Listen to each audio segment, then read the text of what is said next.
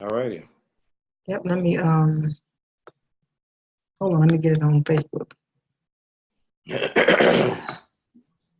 I don't know, I'm having the hardest time today. all good. We relax. I know, but I feel like I'm an overachiever, doggone it. Yeah, this kind of inspired me. Like this topic, man. It's sad, man. It's sad. Um, so what am I? What's the option for it? It's me. I don't see the option that says share it to Facebook. You trying to share it? Trying to broadcast it live. We got 3 participants. Who's the third? It might be Zebulon. Let me see. Oh, let me go ahead and allow to talk so he could get up in here. There you go, buddy. Are we on Facebook Live? Oh, I don't know. I don't think we are. Shalom, can y'all hear me? Yes, we can. Hallelujah, Shabbat Shalom. Shalom, shalom, Ashi. You eating food? Yeah, I don't think we are. Let me see. Cause I've never shared it. You did the sharing. I know, and I'm trying to.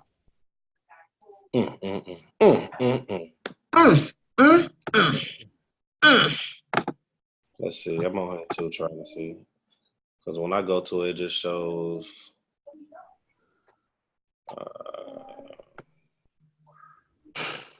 It doesn't seem like they're allowing me to get on the video. I'm not sure why. Oh, let's see. Audio. It might be on something on your end though. You have you got a camera on your computer or whatever, right? Yeah, I got my Logitech. It was just working on when I was doing the test on the Zoom meeting little thing. So I don't know why it's not registering the video. I mean, it's all witchcraft, but whatever. Promote the panelists. Oh, that's probably why. Let me promote you to panelists. See what happens. Wait, what I do? We'll be rejoining the webinar as a panelist. That's probably what it is, right? No? Maybe? I just don't know. There he is. Yeah, there we go. Hey, how you do that though? That's tripped out. Yeah. Hey, he got the lions on the side, man. Oh yeah, I was messing around with my green screen in the back.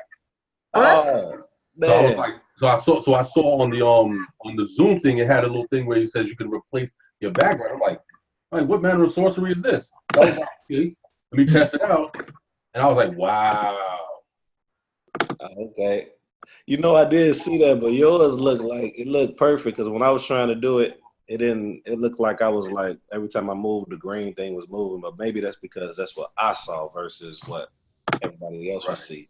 Like you look like you part of this whole thing. Why you looking at the lions like it's about to attack you? Yeah, you see the lion's legs. He's on steroids. So yeah.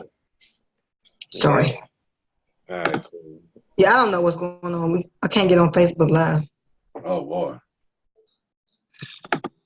But as of right now, it's still recording, right? Yeah, we're still recording. I mean, if anything, if you're not able to get it on Facebook Live, you can always upload it later on as a. Yeah. Oh, really? Okay. I mean, I'm assuming that it'll allow you after the recording is over to do that. To export it. Right. Yeah, because you can't export the or you can. They say you can save the video and all that stuff. So. Right. Okay. All right, so we can just get started. Cause I don't know what's going on. All right. I don't know what I'm doing. Yeah, you slipping up on your map. I am, but I don't even see the button. I don't even see the button that says share to Facebook. That's what I'm trying to tell you. It's not even on. Like usually it's at the bottom. You the pro out of us too. Hey, listen, I'm failing. Michael Jordan had scored 6 points before too, so I'll give you a pass. Oh, okay. So welcome everyone, those that's probably tuning in later when we share this. But the topic today is: should we wait for the perfect man or woman? All right, so I'm gonna read the details in regards to the topic. It says a match made in heaven. Prince Charming saves the damsel in distress, the virtuous woman of Proverbs 31. All of these ideas have their root in the idea of finding the perfect man or woman. But how tangible is this idea? Does this person even exist? Should we forego a real commitment until we find this person or settle with someone in the meantime? All great questions, or all great questions in regards to it. So it with me with the topic, what I want to add to it is, and perfect stuff that was put forth as far as the sub questions. We see this a lot. We see it's like all the things we done talked about up until this point with the social construct, the reality shows, the social media. It all plays a part on having this certain standard of what a man should be and or what a woman should be. Now, in addition to that, and this is kind of my opening statement, by the way. In addition to that, you have even in certain religions, it's a certain standard that's there, and it's not always according to the culture's idea. It can also be from what those that are in the forefront deem it to be. So I'm saying all that to say, I believe in regards to the topic, we base these standards, we base these things off of what is right in front of us versus what is kind of a more logical or objective way of what this man and one woman should be, rather in religion or rather in just society in general. So that's kind of like my opening for the topic. Right. And I'm gonna mute myself too because I don't have my what's name. Okay. Zebulon, if you wanted to go. Huh? I said, if you wanted to say something after that, did you want to offer some thoughts? Oh, absolutely. But I was waiting, obviously, as Moni Love would say, ladies first. Oh, hilarious. No. Yeah. I mean, the whole topic. So, I think it's interesting, just the whole topic in general about just the concept of perfect personal or, their existence period to me is interesting because for those of us that believe in the Bible, like it don't like out. You don't really see people waiting. Like you don't see it necessarily explained like that. I'm not saying that they didn't have, their lives is a lot more detailed than what we get, but to see them sort of waiting for this perfect person to appear and then to make the commitment, I don't know. I find it fascinating, but like you're saying, we still do it now though. We still have these archetypes in our mind about what this perfect person will look like, and then I think what we don't do is we're not patient enough to see beyond that, or even we're not even positive enough in our minds, hopeful enough or whatever, to even consider that this person still has work to do. So even if you did meet the perfect person right now, like they still not done, and you should. I don't know. So I'm more or less fascinated. I don't want to ramble, but that's pretty much what I'm interested to hear more about as we talk. Y'all thoughts on that? These.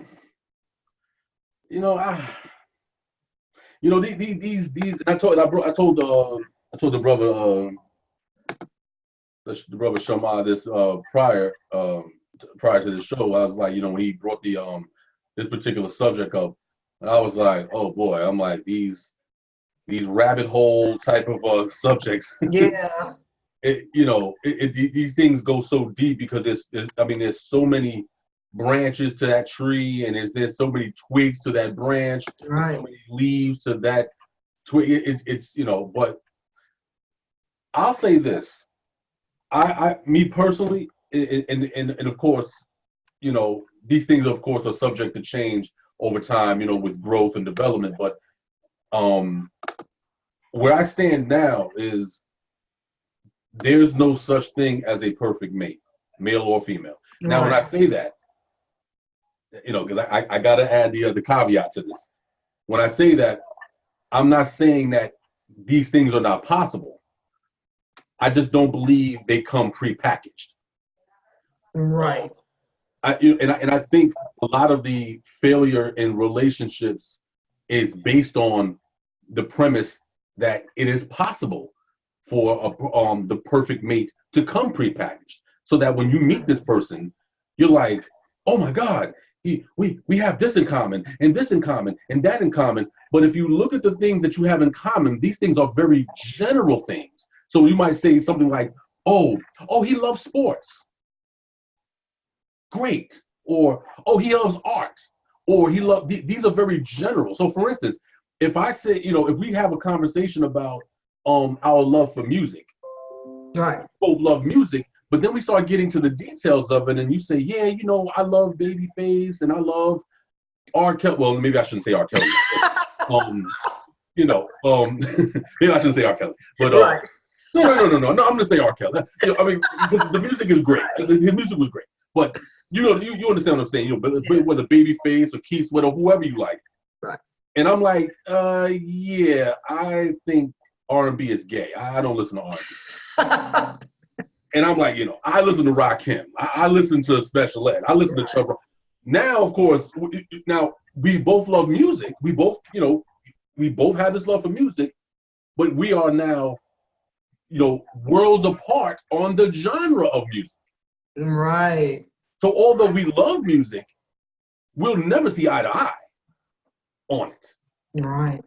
Now, of course, that's a simple example, but the reason why I gave that example is that I think this whole the romanticizing of relationships causes us to expect these grandiose events to occur, and it goes right back to what the brother Shema said as far as these fairy tales, the Prince Charmings and all of this.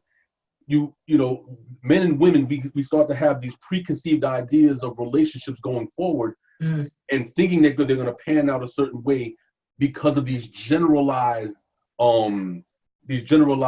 agreements or things that we share in common. And then when you start to get into the relationship and you start getting into the details of these things, you realize that you could be in the same book, but you're at the beginning of the book and I'm at the end of the book. Right. We're not even able to meet at Psalms. Right. Right. We're so far apart. And so then it becomes what does it mean to be a perfect mate? And this is the reason why I say that there's no prepackaged, because, and it's funny because just yesterday I was watching a classic movie, Coming to America. Yeah. And the opening segments of that movie tells us everything that we need to know on this subject. Well, maybe not everything, but it gives us a good example, and that is when Akeem is about to be married, and they introduce Imani, and she comes strutting down the aisle, and everybody's like, wow, and he's like, and right on the surface, she's the perfect candidate for being a queen. I mean, she looks great. She sounds great. Everything is, until Akeem takes her in the back and says, hey, I'd like to, I just want to, get us to, get to know each other, whatever. And the first thing she says is what? Am I not everything you dreamed I would be? Yeah. She's perfect because she was trained to be what would be acceptable to this king. She was trained from a child up to be exactly what he would want. And for all intents and purposes, she was. Until he began to pick her brain. Right. And say, well, what's your favorite food? Whatever it is you like. And it's like, oh my God. Yeah. Oh my God. Like and he's looking, like, okay, and it just goes on and on. Okay, are you telling me that you'll do everything that I tell you? Then that's when you begin to realize, like, oh wow, she was the perfect mate. But she's not the perfect mate. I could never be married to this woman. I cannot picture doing 40 years with this woman saying, whatever it is you like. Right. every time I would see her, I would vomit. I'd be like, oh my God. Because it would be sickening. And that's when you realize that you can train someone, or you can look for certain things in a person and have these general ideas of what it is you're looking for. But what we have to do, and we almost never do it, is that we have to accommodate for the X factor. We never consider the X factor in any of these scenarios. So for instance, if I'm saying that, okay, again, we love music, or we love whatever the case, I have to accommodate for the possibility that we might not see things exactly the same. And that is one of the biggest destroyers of a relationship, because we go in assuming that every element of the relationship is going to be viewed the same way. That's romanticism. Right.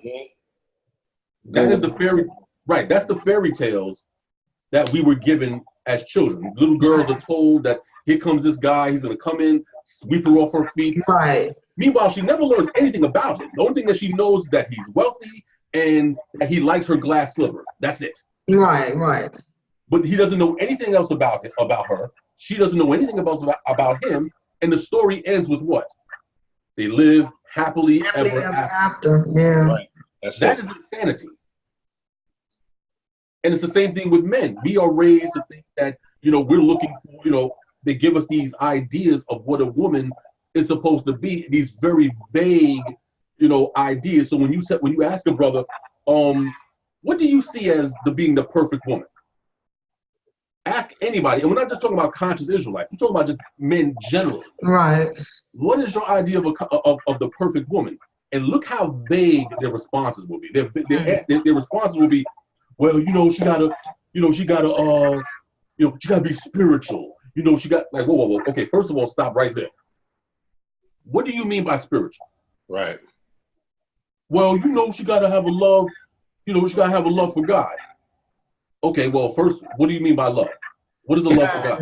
Right. So when you start actually getting into the detail of these definitions, you not only you, but the person that you're questioning begins to realize, you know what?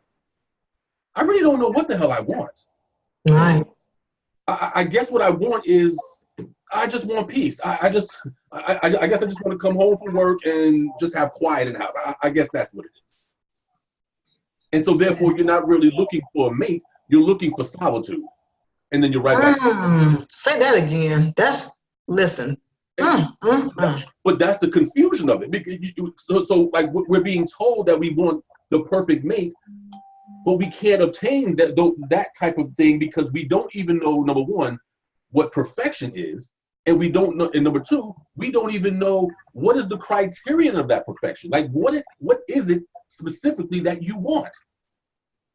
Now, of course, I say that from experience. In my younger years, in my first marriage, I didn't really know what I wanted. I guess I guess I wanted someone to support my rap career. Because I just didn't know, and the reason why I didn't know is because I was never taught by my parents or by any of the people around me what it is to seek out a perfect mate. There you go. I didn't have that information. I want to jump in real quick, but I want to tell the people that's welcome my brother Isaiah, Israel. He joined in. I want to go back real quick, and then I want to allow either Tamar, I'm about to call you Israel, Isaiah, Isaiah to come in. But I want to go back to what Chief Zebulon said with the pre-package. The pre-package is like one of the. It's two things he said out of everything he said. Well, he said a few things actually, but the two that I really wanted to touch on, he said something about pre-packaged. And then I just lost my train of thought. The last one. But let's go on the pre-packaged one. And the perfect. So perfect with the pre-packaged, in my opinion, is you have these things, these standards that you want out of this person. But I think what's being what we're lacking at is, like he said, understanding this. I think you said something along the lines of like levels. People have different levels as to still growing in certain things pertaining to these different standards that you have. But I think we lose out. We lose out when we want it to be right then and there perfect. So let's go back to somebody that brought up the Bible. You can do this with any culture, Right. any group of people, but or any ones that's deemed to be true to the cause of like consistency. You know what I'm saying? What we would say perfect. To me, perfect is more so it has to do with more so consistency. You know, like when you think of the Old Testament in the Bible, I'm just going to use that. It was people that was called perfect, right? Right. But they wasn't, like Chief Zebulon said, automatically perfect according to that subject. Now, remember, I use basketball for example. You got people that their whole goal is to make it to the NBA. Mm-hmm. Once they make it to the NBA, hey, you already a professional athlete. So why are you still practicing? What are you still trying to improve on? What's the purpose in it? Because it's an ongoing thing, like Sister Tamar said in the beginning of this video, something along the lines, correct me if I'm wrong, but it's ongoing. You're going to continue to grow. Right. That you are applying in your life. So you can't sit up here and say, I want this perfect man or this perfect woman, because neither one is perfect. Now, they can be very advanced in a specific subject due to practicing it up until this point of meeting you. Good point. Or you might bring something out that this person did not know. He just said something about parents not teaching him certain things, as all of us went through, I'm sure. And you might bring something new to the table. Right. He brought up. I'm saying it so you can hear it too, Isaiah, just in case you missed it, and those that might tune in or whatever. He brought up coming to America with that perfect woman, according to their culture, and what a wife should be according to their culture, seemed very perfect, right? But when he had based that conversation, she was like, whatever you want, whatever you want. You don't want no man or woman that's just going to do whatever you want. Yeah, pretty much. Yes, when it comes down to it, at the end, later on in y'all relationship, it's going to be some resentment there because they might have did something just because they wanted to do it to make you happy, but they really didn't like it. And then if it turned out to fail or something like that, now they're resenting you. So you want someone like Eddie Murphy, I forgot his name in the movie. Prince Akeem. Yeah, Prince Akeem, yeah. There you go, Prince Akeem. He wanted someone that can bring something else to the table. You know, give advice. Don't just say yes to it. You know, not trying to be combative in a sense, but make sure when you bringing stuff objectively. You know, this is me adding now. I'm saying bringing stuff objectively to help us grow. You know what I'm saying? Not just yeah. So Isaiah, that's what took place, and that's my addition to what Chief Zebulon said. I love those 3 points he brought out. So with that, I yield. Yeah, interesting conversation. I wanted to just comment on the sort of the latter thing you said about again the prepackaged thing, but also want somebody that's who's exactly what you want them to be, and I think that's what's being promoted. So a lot of people say that they want, whether they in following Torah or not, they say stuff like, I want him to be, and forget about the standards, because I wanted to say too, also, we've addressed the concept of having standards. I don't think that we should like hop over the standards, because those are the things that are non-negotiable, right? So, but outside of the standards, then there are things, like you said, Zebulon, about, we both like music, but but I like gay R&B. No. So I understand. So I understand that's actually a good example of that, and finding like a middle ground where you both can be together. But I think that's, despite all of this, people are still being taught that, and they say those things. I think even in the Hebrew community, like, that's being promoted. You know, if you ask a brother what they want, they'll say, oh, she Proverbs 31. They immediately go there, or she got to be able to cook, or whatever. There's nothing wrong with those things, because we all got to eat. But I still think that that's being promoted. And I think y'all right. I think you said it, Shema, about then people being afraid to show you who they really truly are, and then now they super irritated 5 years later and 2 babies later. They like, what am I doing here? So, and I'm saying this is on both sides of the fence, because you see a lot of divorce in among our people. Whether you believe in a Elohim or not, you see a lot of that going on. But I do agree that it is this idea of perfection, which is just needs to be obliterated. You know what I'm saying? Because it's whether they have everything that you quote unquote want them to have. And then I think too, you want somebody to have what you want is a very selfish idea, because like I think Shema, you was the one that said it early on about I can't remember what you said, but there was something about possession or keeping somebody. I think I'm not sure we ever went into it, but you had this concept of was it keeping or something about possession somebody or something? I forget. But this person doing all of these things in order to please you, when the focus shouldn't even be on you, because that's not sustainable. Once you die or whatever happened, then what? So I don't know. I think relationships are complicated, which is why I'm not in one. But this is a good conversation to have, in advance, just so we can have our mind right and really see people as they are, not who we want them to be. One last thing, real quick. Yeah, one last thing. The standard part. I don't want, for those who listen, I don't want to tell you that you shouldn't have standards. Right. But I would love for everyone, and this is why, tell me if y'all think this is right or not. I take heed to what y'all, put out there. But I think we should have wisdom or discernment as to maybe ask questions. Because sometimes that standard might be where this person is at right now, but you might be asking him or her questions about their past, and they grew from that. I used an example yesterday. I was talking to my mom, or today I was talking to my mom about, I was like, we have a standard, and we want this to happen. Or we want this person to be this. And we ask questions about their past, and now we're basing where they're at off their past. I said, if that's the case, let's use New Testament for example. If you're someone that believes in the New Testament, which the New Testament is Paul's writing, period. The Gospels, I separate those two. So New Testament is Paul. According to the literature, Paul was a murderer. Basically, he was a murderer. Okay, he was a murderer, but then he was touched. He was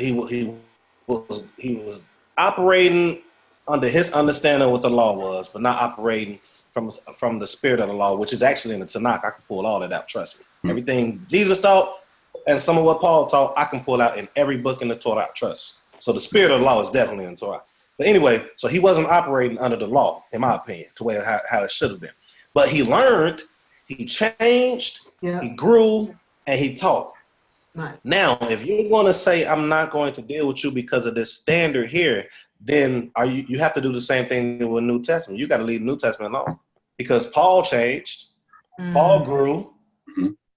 Paul wasn't the same person he was in the past. Right, so you can't let, okay, well, I wonder if this person going to fall back into what he did or what she did. Okay, cool. That's a good, you can be concerned about that, but go off of what I just said earlier.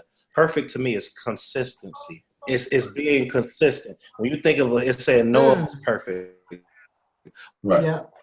Right. Who else he said was perfect? It was a couple people.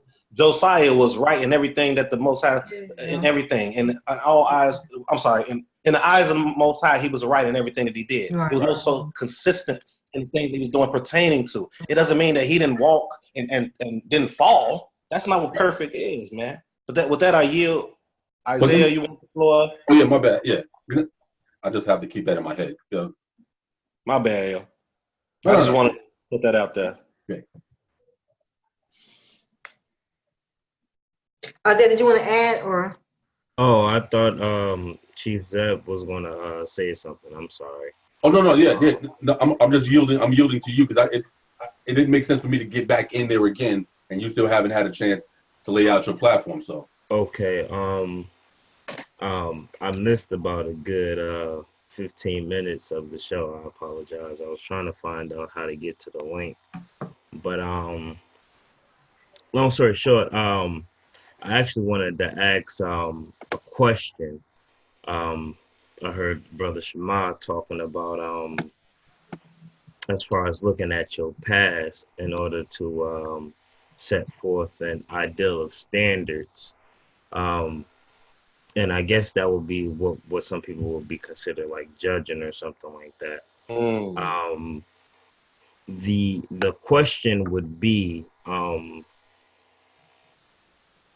should we then not look at a past at all? Because maybe I should lay out my premise first.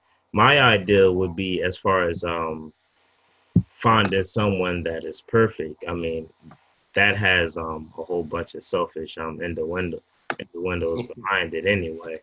Because you would have to kind of look at what will be your ideal of perfection. Mm-hmm.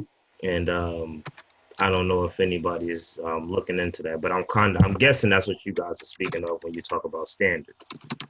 But as the narrative was used about Paul being a murderer at one point, Mm-hmm. right? Which in we can see the narrative. That's what it was. But he changed, and I like the fact that the brother used the aspect of consistency. Right. I think our past has a level of viewership, if we will, but the ideal is to kind of look and see if those lessons that person has learned. So let's say, for instance, I find out something about a potential mate's past, and I ask them, so what was this about? And they say this is what happened. Mm-hmm. I guess the follow-up question would be, what did you learn from that? Bingo. And how do you use that moving forward? And you can kind of use that as a way, I guess, to see if they picked up certain qualities, and then you can go even further and use, what they're doing now, and to see if those qualities resonate. That's Because right. it's easy to say I learned something, and then say this is how I'm going to use this to apply in my life, then totally forget about it. The same way we look at for those who deal with a Torah-centered lifestyle, we use the laws as the same way. As a matter of fact, that's something that even Paul mentions in Romans, if you will. Or, I learned this about the law, thus this is what my life is. Mm-hmm. A lot of people can choose to learn those same narratives, but then say, okay, well, that might be the case, but I choose to live X, Y, and Z. Right. So I kind of wanted to get a feel for what the conversation was, because I missed a big portion of it. But if I'm right, that's kind of what the narrative is now. What was your question? So my question would be, how would you then use someone's past? Would it be using their past in combination with the way they're acting now, or would it be solely based off of their past that you're setting this guideline for who they are? Great question. If y'all allow me, then y'all go ahead and answer this question. It's basically what you said before asking the question. Mm-hmm. That's why I said with the wisdom and the discernment, I understand that some people's levels don't flourish automatically. You know what I'm saying? Certain levels, like the higher level or wherever they're at in their life. So what I mean by that, you might have someone that was stealing or something like this when they was 20. Then when they become like 29, 30 or something like that, they changed, and then they went to that community again to show the children why not to do it. You know what I'm saying? So I will base the past to find out, okay, like you said, so what did you learn from it? How did this happen? Why did it happen? You know what I'm saying? Okay, where you at now? Not trying to like be a detective, but you need to be a detective in order to know if you need to be with this person or not. Not to find them as being perfect or not, but more so like, okay, hey, this is where you're at now. Now, watch this. Now you sit back and you see the consistency in what he or she said. Is it true? Right. Are they really? I know that's another topic right there, but that's what I would do. So I don't know if that answered your question, but I'll let them take the floor to answer. Yeah, I mean, I think that's a very important question, and I look at it like the same way we look at a resume. You have different types of resumes. You got functional resumes, you got chronological resumes. I think that people, when we go into people's past, when we go into looking into the past, we are going into the past chronologically, not considering the functionality. So when you look at a chronological resume, you're looking at it, okay, your resume is starting, let's say, I don't know, your first job, 1993, and then it goes to the next job, and it brings all the way up to now. So you're looking at it as a timeline, but you're not considering what's happening in between.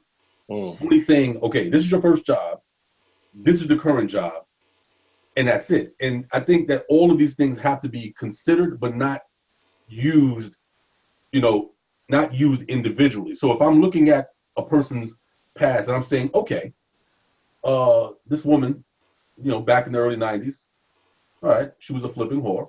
Okay, that's obvious. I see it. Okay, she was doing what she was doing. She had she had 2 children back in, whatever. And then I see that, okay, now from 1996 to now, she has not been indulging in this, that, and third. She doesn't have a gang of children after the fact. She's not, she's moving in a certain manner. So I'm looking at her past and saying, okay, yeah, she did that. But what happened after 1995 that deterred her from that? What sent her on a different tangent and led her to this point? Does she still possess those same principles that led her here? Now, if she's on that platform now, she's on this platform, then her past, in a sense, becomes irrelevant. That's right. Because she hasn't been there in decades, so it's of no consequence. Now, if she was doing those things then, and you're seeing the same tendencies now, maybe not so much pronounced, but just through conversation, you're like, okay, I don't know if y'all have noticed this on Facebook. Sometimes you'll hear some of these sisters who are in the truth, you hear certain statements or you'll see certain comments that they make on their posts, and you're like, that's a statement that a whore would make. That's not something that a conscious sister would say. Like justifying adultery. Like, how do you say, and you're looking at this person like you're justifying adultery? And so you have to scratch your head. You're like, you know what? Okay, she's in the truth, but I see that her morals, whatever she's dealing with now, this is what she was doing 20 years ago. Right. And so the past then becomes an important gauge to where she's at now, because you can see that she never relinquished it. So for me, it's like a resume. You got to kind of see, where did this person, where did this person grow from? Were they, bad in their former years, and then there was an elevation? You can see a steady growth and elevation, or do you see them leveling off and just there's been no type of growth whatsoever? So it's kind of hard to I agree on both ends that you kind of have to, you shouldn't use a person's past to determine how you deal with them now, but at the same time, you kind of have to at least look at the past and say, and just consider it and weigh it out and say how much of their past is still present here. That's right. So it might be one of those scenarios where it's like kind of like on a case-to-case basis. You got to look at the individual. It's not a standard that it's not like a cookie cutter kind of standard where you can just apply it to just anybody, because everybody doesn't have the same nuances in their past. That's right. So I think you just got to kind of use both ends. Like what the brother Isaiah said, I think you do have to kind of go in and just as an observation, just to kind of see what that person's dealing with, but maybe not necessarily use it as the sole gauge of that person's total character. I want to say this though. What we need to make sure, and y'all tell me if y'all agree or if you disagree. Some people too. Now, if they're doing something that they did in the past, depending on how severe it is, you got to also remember maybe that's all they knew. Maybe you might be. I saw you smile, Isaiah. Was that a good point? maybe you might be that person. Maybe they desire and they really are trying to put an effort or some type of consistency in changing that, but they don't know how to. Maybe you are that person that can like just present a different perspective, and then at that point, if they receive it, cool. If they not receiving it and it's a valid point, it's positive. That's another thing you can use to determine if you want to go. But that's another topic. Maya, you got anything? No, I think it's the same topic. I don't think you should throw that point out because I think the purpose of being in a covenant marriage, not because the dating thing or whatever we want to call it is separate from this, but when you decide to, sign that contract, then all those things should have already been settled. Ideally, I know that it don't happen, but I'm just saying. I think we're going to marriage still hoping. I think you should be as comfortable as possible before you make that decision. But if this other person is not willing to hear you, I mean, that's a red flag. You know what I'm saying? Whether or not they, because that should be figured out beforehand. Because I believe it's a mutual. I think talking about last week. I don't know. Maybe we didn't. But where somebody's bringing something to you, and it's for your benefit too. So they might have a perspective. You might not necessarily go with what they say, but for you to consider it. You know what I'm saying? To see, well, maybe this is something that's good for my character. But I wanted to just briefly circle back a little bit about the about bringing up your old self, and then judging you off of it. So I think, like somebody said to me one time, that when people present themselves to you, they present their customer service representative to you. So everybody's on their good behavior, but as you walk with this person, and I mean even in a casual way, when you walk with this person, I'm not saying you should provoke them, but I mean looking for, because the old self don't never really go away. I mean, you can mute it, you can tell Tamar to be quiet or tell her to chill, but in certain circumstances, unless you're personally on yourself, because we got to be on ourselves too. Your mate, it shouldn't be guarding you for you. You're supposed to have some sense of restraint within yourself. But if you see this person that used to have an anger problem, for example, and Shema, I think you told us about this, but if they have an anger problem and you see them flipping out, even though they might have said, well, I'm cool now, I'm older, whatever, but you still gotta watch, because ultimately, like, I've been struggling with this within myself, or thinking about lately, about your mouth and then what you do. So people talk, like, I'm this, I'm that, and say things about who they are, but your character always, which is what we talked about with the consistency, which I appreciate the concept of looking at perfection as consistency. I've never thought about that before, so I thank the Most High for that. That's a good thing to meditate on. But whoever you are is what you constantly present. So you can have all these ideas about who you are, but ultimately, who you are is really going to come out. And I think that's what we should be looking at ultimately. Weighing them, because again, and it's not that somebody will get mad once and you cut them off. I don't think that's ridiculous. But if it's consistent, and especially and then you can even in your mind gauge what's inappropriate, because if it's a situation where there's danger or something going on and you see your spouse kind of flip out, that's one thing.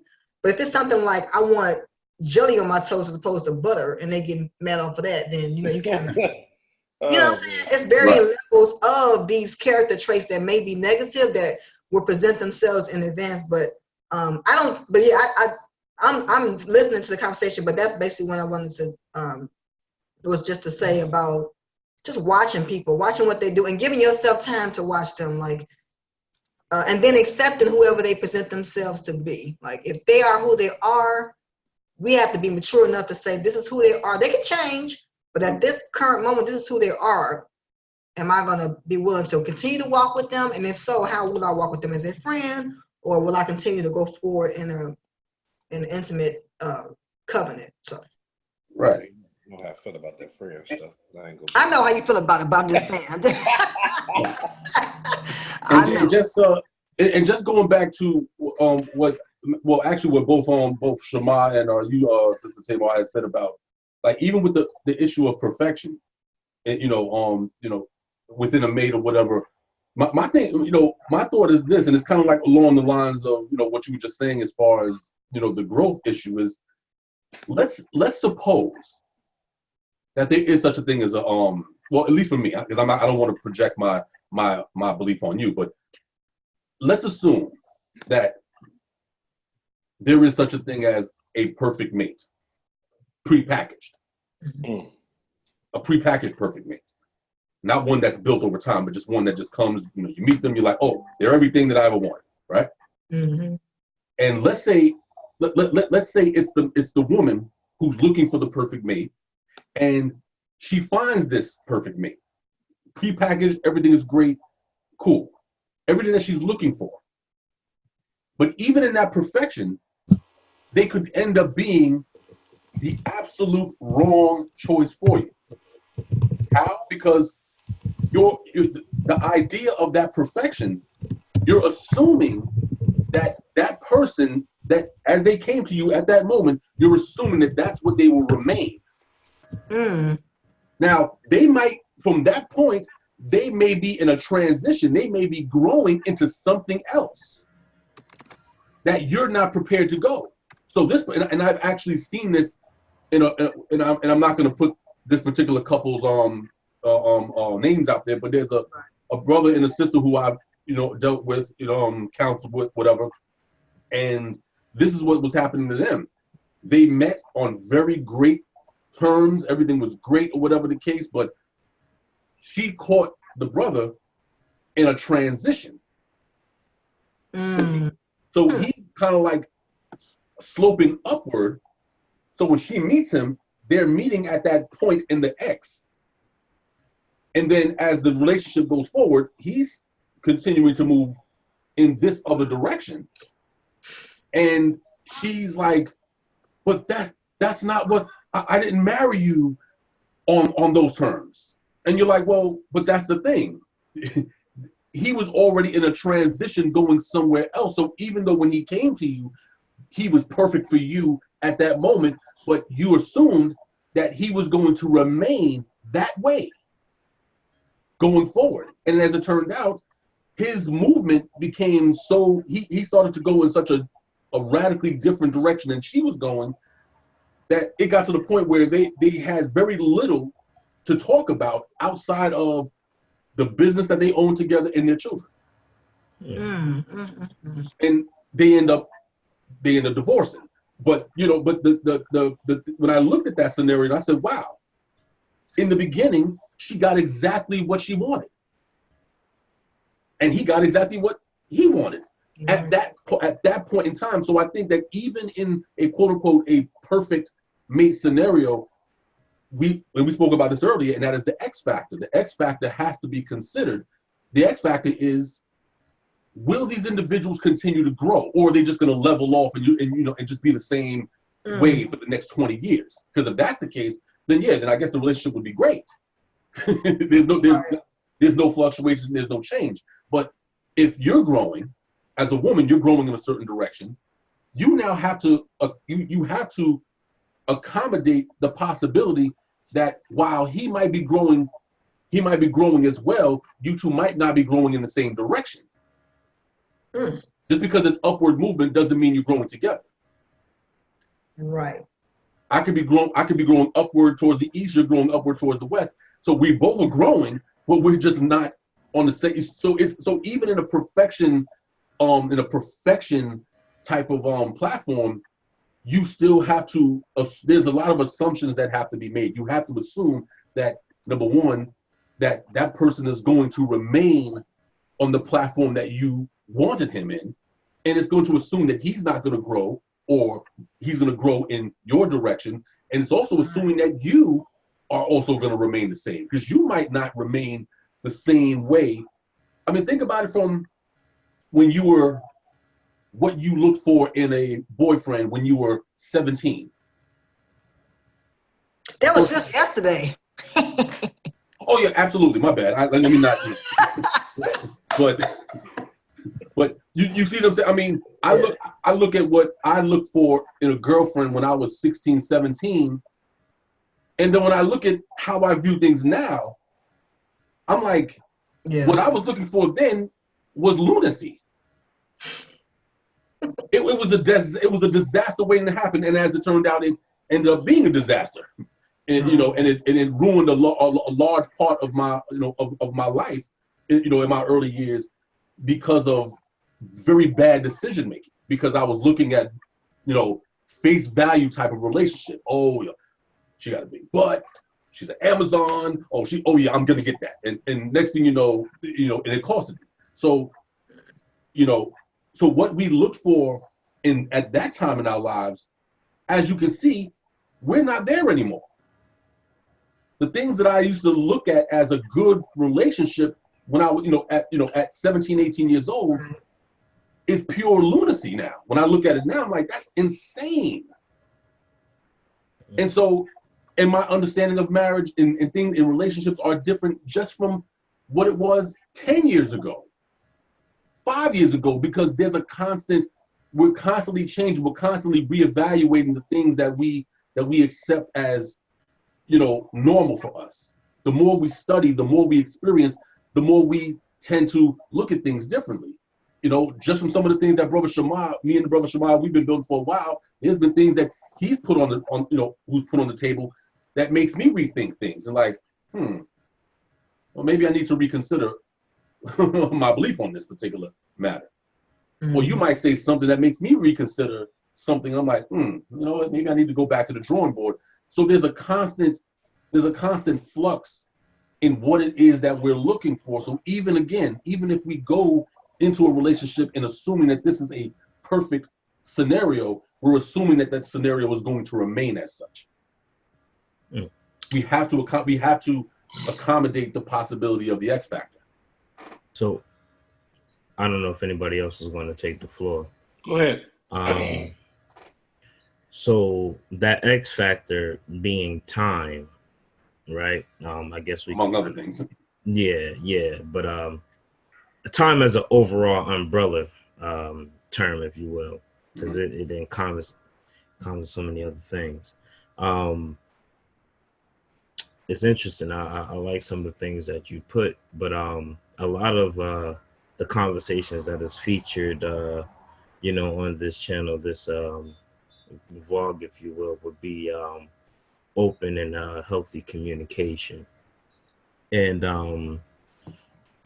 when we see situations where people may be growing and it might not necessarily be on the same path, like how you said that brother and sister that you were speaking about ultimately got divorced because they had little to talk about with each other, but they didn't look at that necessary growth as a thing to talk about.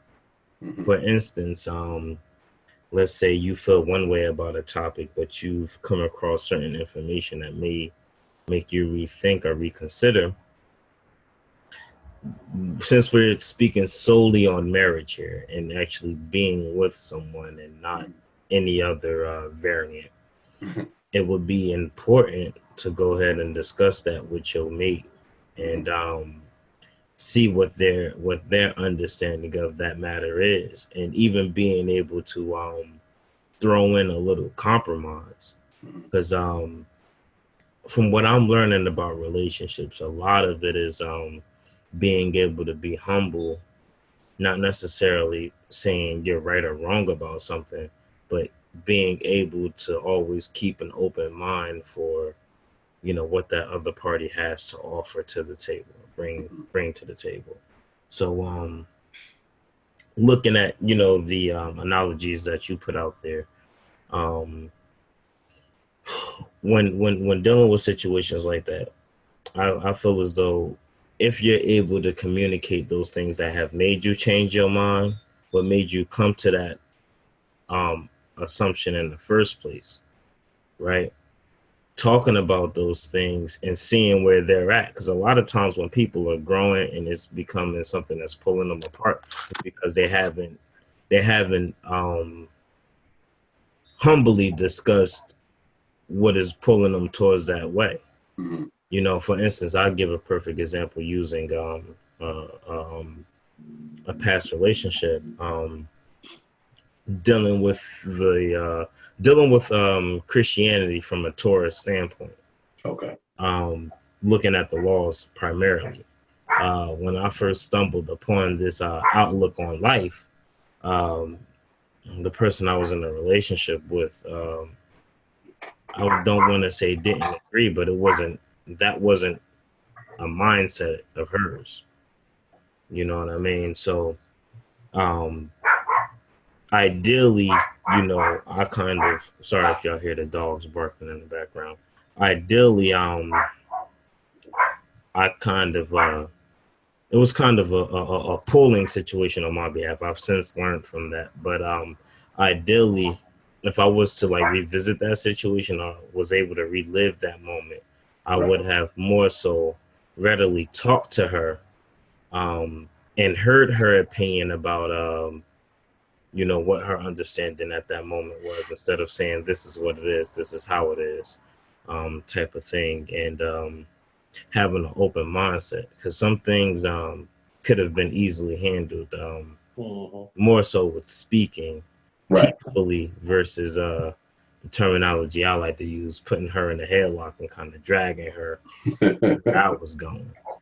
But, you know, so I kind of see, because a lot of times when we, especially with people who are who kind of work on the relationship more so on how they feel they're different, you can kind of see there's always going to be something or that overall characteristic that they fell in love with in the first place that drives them back. So for instance, if you meet this person as being, you know, a humble person, a person that's easy to relate and speak with, even if their viewpoints on certain aspects of life has changed, those underlining attributes, hopefully they still remain the same. And if not, you know, one party should be able to check that person like, hey man, I don't know if you noticed, but you're becoming a little more let's say mean as far as the way you're treating me, and this is not how you opened up to me. So that level of time kind of sets that narrative. But also me noticing, looking at other relationships, people who really want to make it work, a lot of times they fall back on, you know, those opening attributes. So if I've known you to be meek and humble, and this is who you are, and although your viewpoint on something may have changed, I'm gonna need you to fall back to that meek and humble aspect of viewing what this change is, so we can kind of meet in the middle ground. And that's, you know, probably both parties taking a step back on what they feel is solidified, to kind of look at things in a more broader depiction. I'm gonna yield on that. I don't want to rant. A good point. Hey, Ma. Yeah, so I think that goes back to the idea of having your standards, though. You know what I'm saying? Like, because stuff like humility, I can't speak for other people, but for me, that's important. That's a deal breaker. If you flipping out every 2 seconds and you super arrogant, like that ain't no, what's the point? So I think that what Isaiah was saying is just kind of like is that, and I like what he said about growing, like being grounded on that. So people who have been married for 40 some odd years, they'll all tell you that they has ups and downs. Like, it's not like marriage is a smooth sailing at all, but there was things about them that they were conscious of, and that they had communication skills, and they were able to like work through them so that they didn't get, you know, they didn't end up divorced. But I think those are all on top of the standards. And so then I'm just gonna segue to the other part, because I'm interested in this part. Like, should you wait until you find this, whatever your standard is, whatever your not standard, whatever your idea of a perfection is? Should you even wait? I mean, because I'm learning that you ain't never gonna be happy. That's what I'm hearing. So I don't. Oh, well, let me assure you that that is not the narrative that I'm pushing at all. Okay. But I think there has to be a balance in. On the one hand, we have to understand that a lot of our understanding of relationships and perfection in the relationships is based on romanticism. So we have to acknowledge that first and foremost, that a lot of the stuff that we receive from from sources that were not very good at maintaining marriages themselves. So, Right. so we have to keep that in mind. But at the same time, with waiting is good. It only if you are simultaneously putting in place the work that's going to be necessary to deal with the person that's coming. Because now a lot of times people end up waiting, but they're waiting for, it's almost like they're waiting for white Jesus. It's never coming at all. It's not going to happen. You're waiting for something that's never going to come. Right. So instead, instead of waiting for something that is not going to come, we should be waiting and building ourselves up for something that we know is going to come. And what's going to come is some raw clay. It's going, you're going to get something that has the general form of what you're looking for. Right. But needs to be chiseled out a little bit, needs to be smoothed out, edges need to be smoothed or whatever. And it goes right back to, to your principles, to your foundation. There's certain things that I believe, and this kind of goes back to what Brother Isaiah was saying, that sometimes compromise, is necessary in order to push certain things forward. But we got to remember that something, like our perception of things or our opinion on things can be compromised, or we can actually get a compromise on certain things. But then there are certain principles that cannot be compromised at all. Like and I think that we have to make the distinction of what can be compromised on and what's not going to be compromised. And I think that a lot of times the problem that we have in these relationships is the compromise is coming in areas that is uncompromisable. And whatever. And let me not say that generally, because not everybody falls in that category, but from experience, there's certain things that I think that cannot be compromised. And when you do compromise on things that cannot be compromised on, you're teaching the lesson to that other person. You're letting them see that, oh, if they'll compromise this, they'll compromise anything. Nice. Yep. So we're not talking about compromising over what we're going to have for dinner tonight. Well, I want whatever. I want fish. Well, I want chicken. Listen, we can compromise all day on that. Like, okay, you know what? Fine, whatever. But we're not talking about that. We're talking about issues of like, so are you going to keep the Shabbat? No, I'm not going to keep the Shabbat. No. You see what I'm saying? And so certain tent poles, and that's the reason why they call them tent poles. Certain tent poles cannot be compromised. So if you look at it as far as like a house is concerned, we can go and repair the roof. We can repair walls. We can repair the electrical things. We can repair a whole bunch of things in the house and still maintain that house. But if you find out that the foundation of your house is damaged, that's right, you have to get out of that house because there's nothing to hold the house up. So that the foundation is the only thing that can't be compromised. There is no compromising on foundational issues. Everything else can be compromised. We can reach a medium and say, okay, you know what? Like the brother Isaiah was saying, we can do that. But there's just some things, going back to what you're saying, is that some things that no, we cannot compromise. And you know what? I would rather wait than to be in a situation where I'm constantly being made to reform who I am. To the point where one day you wake up and you become a shell of the person that you used to be. That's right. So just kind of wrapping up the point about waiting, I think that waiting is good only if there is a corresponding work that's happening with that waiting. So if I'm waiting for what I believe to be, we'll say the right type of spouse that has the general form of what we're looking for, and certain things can be modified. That's what I would be looking for, and that's what a woman should be looking for. She should be looking for, like, okay, let me get the framework of what I want.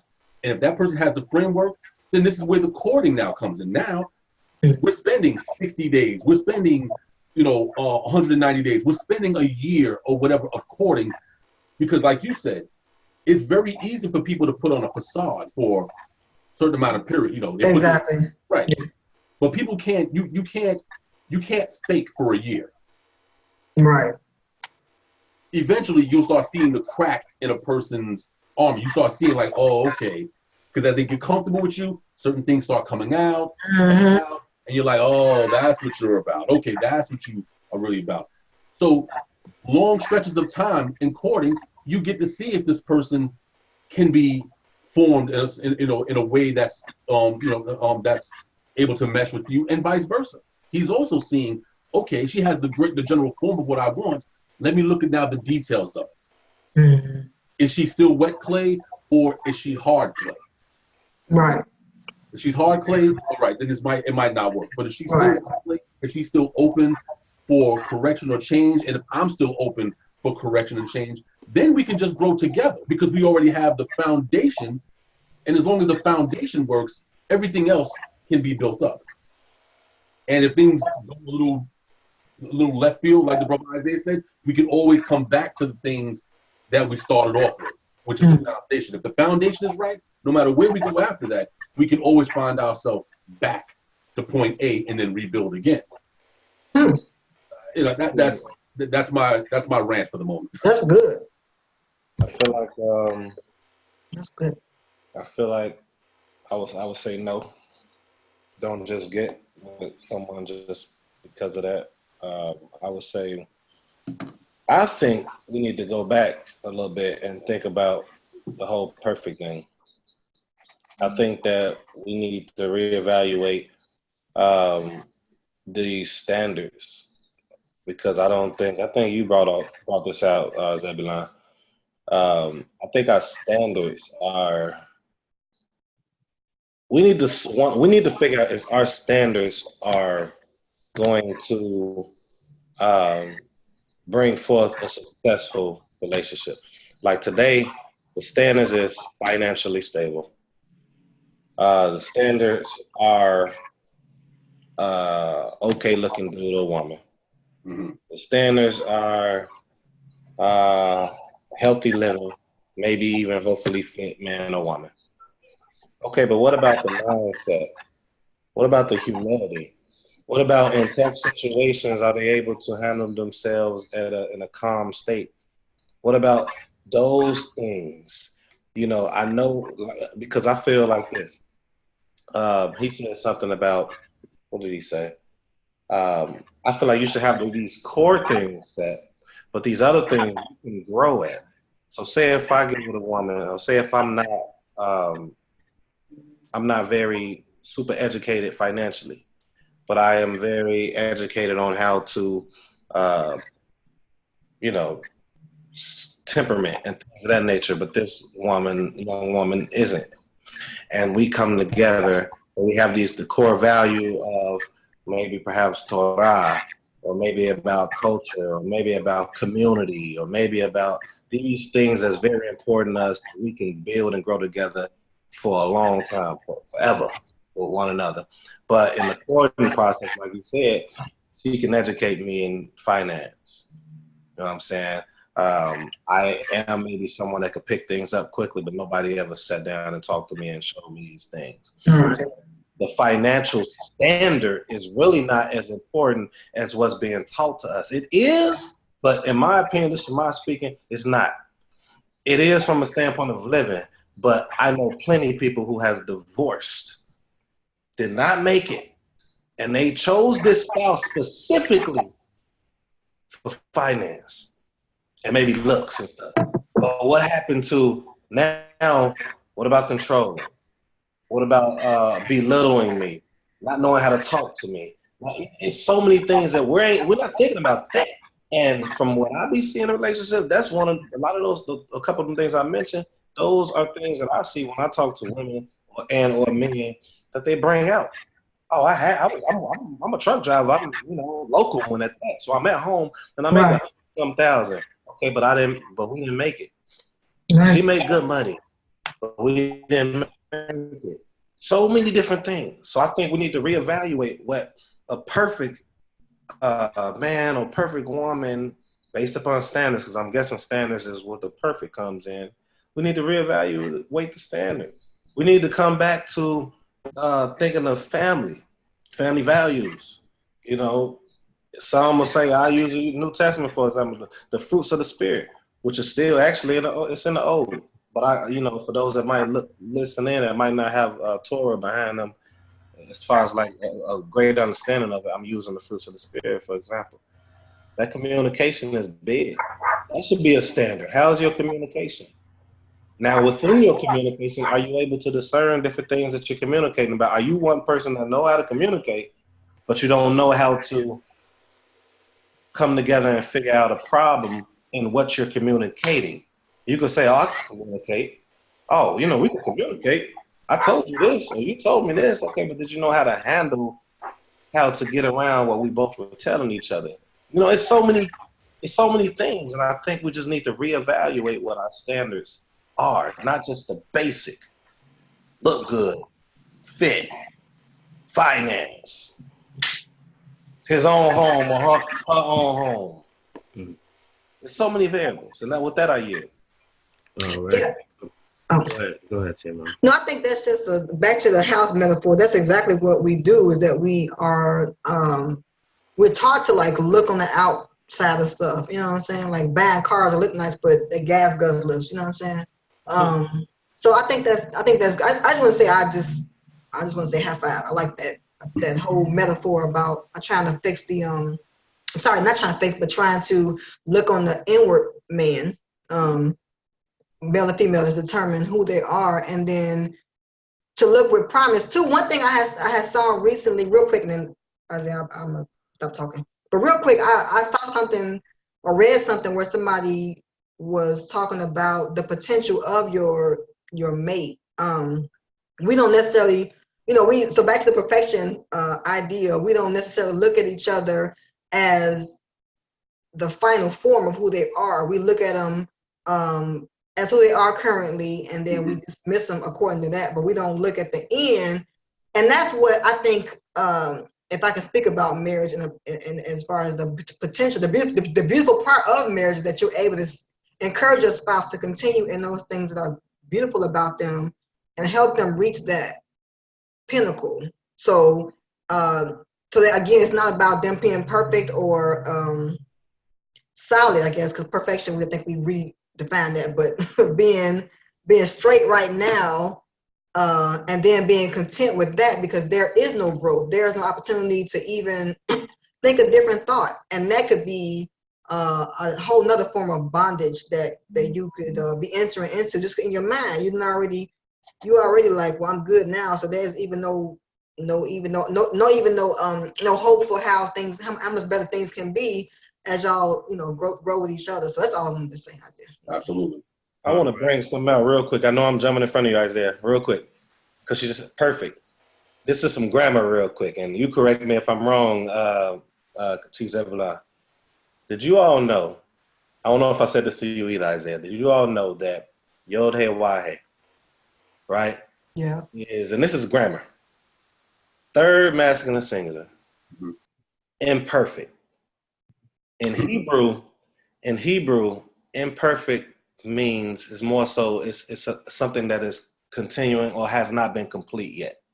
Right. You think of Yod He Wah or Yod He Wah He. Right. We would say God is perfect. Yeah. That's what we would say. Yeah. But from a grammatical standpoint, the imperfect shows that he's continuing.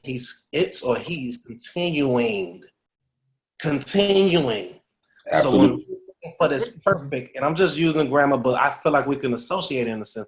We wanted this perfect man. We want him to be this right here. That's it. We want her to be this right here. That's it. But yet we claim and say we believe in this most high power, but his actions or its actions is imperfect.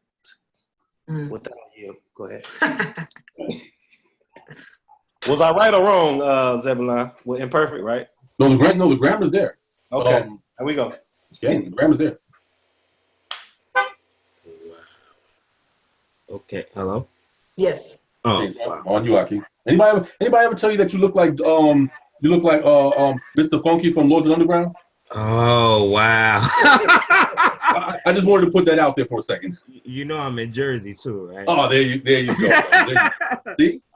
Just to throw that in there, I'm in Jersey. Okay. Man, wow. First of all, how do you go ahead and step in after Shimon laid that one out there? That's an interesting concept. I have questions, but I'm gonna ask you those off air. About that terminology that you just threw out there with the grammar. You sound kind of far away. I can't hear you. Yeah, I'm like, is it me? I can't hardly hear you. Yeah. Okay. I guess these $50 headset things weren't. You was clear at first. I don't know what happened. And my face is all the way to the screen, so I can't hardly hear. Man, wow. Stop trying to sound sexy, Isaiah. Talk all Rico Suave up in here, man. Oh man, y'all really about to do it today, huh? Get this. I was waiting for this to happen. Is this better now? Can y'all hear? No, me? it's the same thing. Do you need to have the headphones on? Or can you just speak? Is this better? Yes. Oh, it's better without the headphones. Yeah. I was just trying to drown out the background noise. Okay. Well, then I just speak without headphones then. Okay. So I think all four of y'all touched on great points, and I'm about to go on a little bit of a rant. So go ahead, do your thing. Bear with me. I'm gonna try to keep it as short as I can. Okay, so Chief Zed, you started off the conversation as far as when I walked in. First of all, I'm sorry, before I even go there, the question is, should we wait for that perfect mate, right? Yes. And waiting as far as staying single, I just want to make sure I have the question correct. Yeah, no covenant. Yeah, no single as in not in a covenant relationship. Gotcha. And I would say, I'm going to go on the limb here, and I would say yes. Okay. I think we should wait. And just if y'all will hear me out, Chief Zebulon. Okay. You started off talking about moldable clay, correct? You said started off speaking about what? Moldable clay being formed. Okay, you can get clay that's still wet that can still be, formed and chiseled. Right. Shamad, you spoke on standards, right? And that's a conversation we had a few times on here. Yeah. Right. I think when I say should we wait, and the answer is yes. We talking about moving from knowing people in a sense to creating a covenant with these people, ideally marriage or going to that next step. I just want to make sure I have all the parameters set. So I think we should, and I think it's okay to, when looking at, previous relationships and interactions that I've had with other people, the ability of me sitting instead of just jumping the gun was based on those standards. I like the fact that Shema has said we should look more in depth into what our standards are, because speaking in general, and those who watch this video afterwards in the comments or whatever, they can correct me if I'm wrong. But as Shema, you stated a lot of the standards have to do, and I think Chief Zeb, you said the same thing. A lot of the standards that we look at are very broad. None of them are narrow and concise. And I think that's the overlaying issue. When we look as far as what our standards should be, we kind of create these broad and narrow paradigms I'm sorry, not narrow, these broad paradigms to a fact where, okay, you fit this, then you cool. I think allowing that clay, in a sense, if we're using that analogy, allowing that clay to be molded a little, kind of see what's going on, is the ideal point of courting someone, or the ideal point of getting to know someone. And I think we overlook that aspect a lot. So because we kind of see, well, oh, this person is this, then they're good to go ahead and marry. Tamar, you talked about kind of looking at the potential of a person, and I've seen a lot of relationships go awry because that person didn't reach that expected potential. Um, and I know a few Boy, putting situations. out some stuff, boy. I hear you. Go ahead. You I putting out some stuff. I've seen a few situations where, a man or a woman's ideal aspect of potential was for this person to reach this level, or they was rooting for this person to get to here. Right. And that person didn't even believe that they could get to there. And no matter what they said to get them here, they fell short of here. Right. And that's where that real work has to be done. That's breaking the concrete, all of the heavy duty stuff has to be done. Because that person then hit here. For some whatever reason, they didn't get to that mark of expectation. And I think when we remove expectations out of a relationship, then relationships could go a whole lot better. I'm going to try to kind of bring everything full circle because I'm talking about a few different points. So I think ideally, once a person sets what they feel is important to them, what standards they feel they need to have, or that other party needs to have, or what they're looking for, what they've seen within themselves also, because they have to take that in consideration, and what they're looking for as far as a mate or a husband and or wife. I think they need to solidify what that is first within themselves, and that might mean waiting.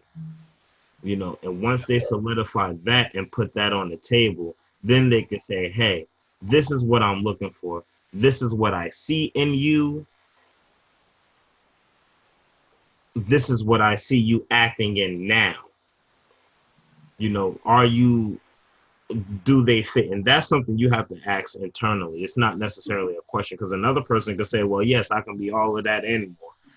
Right? But your expectations then are kind of seeing if they're going to lead them to the rest of that.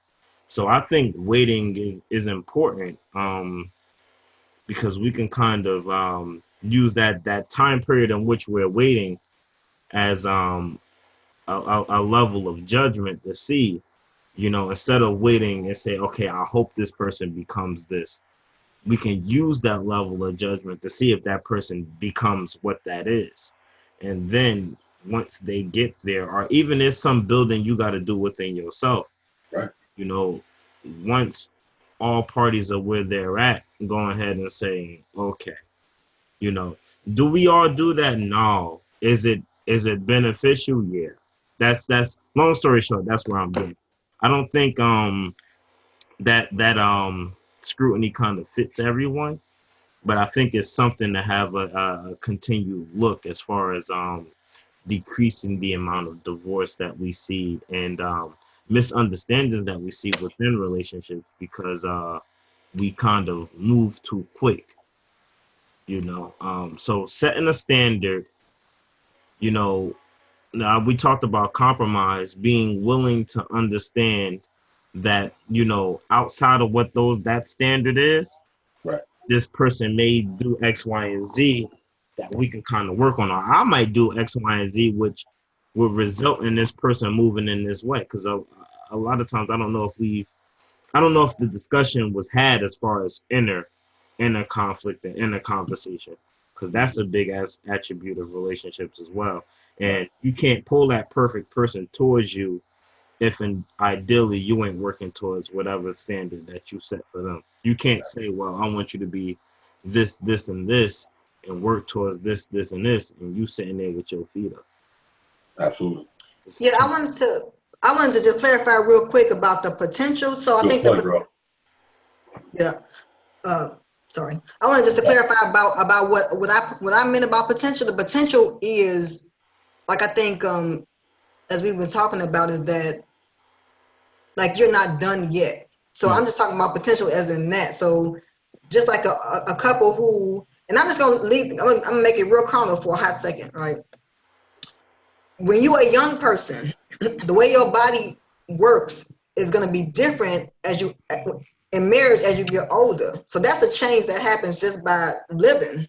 Right. So that's something that was not their original perfection or standard or whatever, but it changes. So I'm just talking about potential as far as being willing to be with somebody as they grow or whatever, period. Because once you are in I think another thing too that should be said is that maybe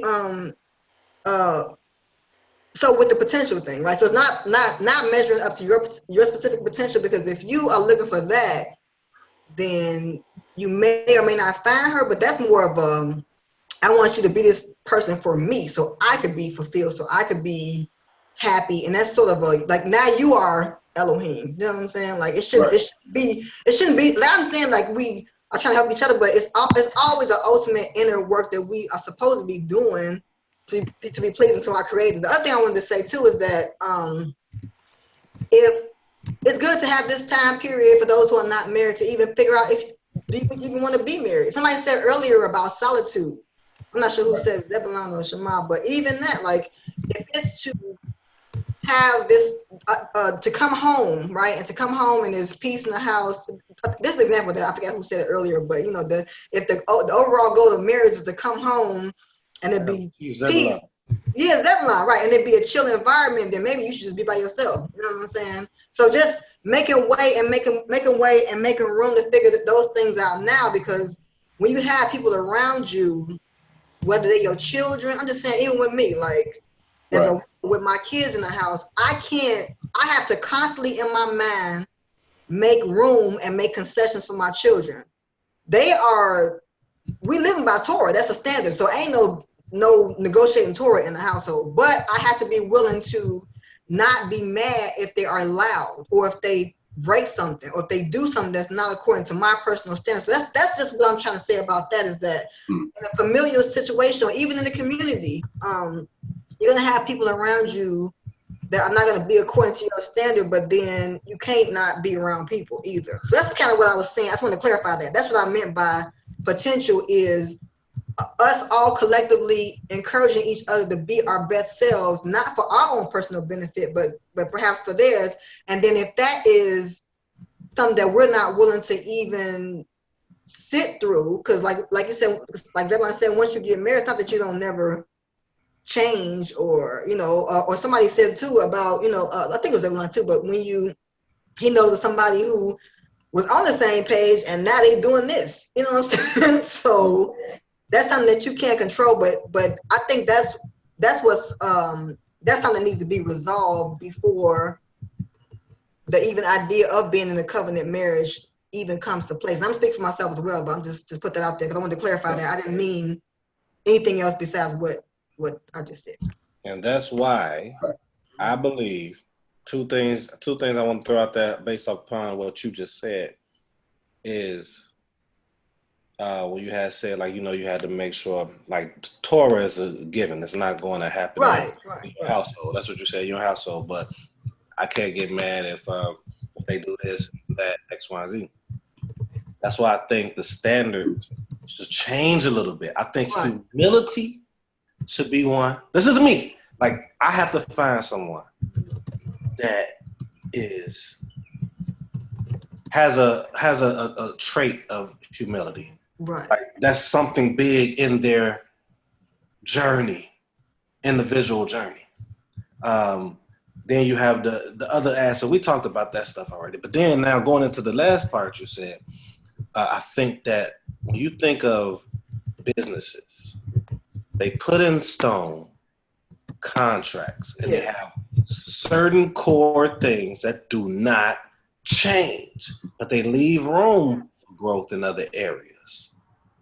Okay, So that's why, I mean, I know that is, okay, that is a little bit down the line. We talked on this on another topic because this one is pertaining to standards / perfect man or woman. Mhm. But I did want to reiterate something that we brought out prior in other shows, and that's that contract going into what you're speaking on now. You have a certain contract or something set between you two to where this cannot change. This right here is the standard as to whatever subjects you're speaking of. But when it comes to standards for an individual, my advice, here's a solution, because we can't let the solutions go, right? Yeah. We always got to bring that out. Because I see a lot of failures, so especially in our community. Somebody said to me, well, maybe, that person should go outside their race. I don't knock people that do. Some of y'all know my story. I have. I will never do it again. Ever. Ever, ever, ever. Ever, ever, ever. Ever. Ever have? But I'm not knocking people that do. That's fine. But what my journey and for what I know, what I've studied, what I learned with my community, and I'm big on community. And it's like I see, now I'm going a little tangent right here, but I see what's happening with our community. So for this sister to say this to me, I understand why she said it, but the solutions that I have, that I learned and study, and even from some of you, I picked up from some of you, it is ways we won't have to be like that. Because she said something like this, our man just messed up. And I'm like, wait, hold on. You ain't dealt with every one of our men. Right. You ain't dealt with every one of our own women. So we're running away from it. The reason I was outside of mine, it wasn't because I was running away. It's just the environment I was around and the only people that was around type stuff. That's how it led to that, to me, to y'all background. It wasn't because I was like, I'm done with my sisters. No, that's my cousin. Anybody know me? That's my first choice. It just didn't happen. Right. But I would never not let that happen. You know what I'm trying to say. I would never let that happen again. So my point is, I just went in the tangent out. I forgot my whole train of thought. That you have that contract, the standards in place. There we go. We need to change our standards. I can't tell y'all what to do who's watching this or who's listening, but it's a consistent failure that's happening in our community. And I think it's due to the standards that we're making. And guess what? This is going to go into what Zebulon always says in every platform we had. And correct me if I'm wrong, with some dealing with Euro-centric or Euro, like we're doing what they do. Right. Our standards is not even our standards anymore. Our standards is the standards that we're picking up that they're putting out there to make a standard of ours.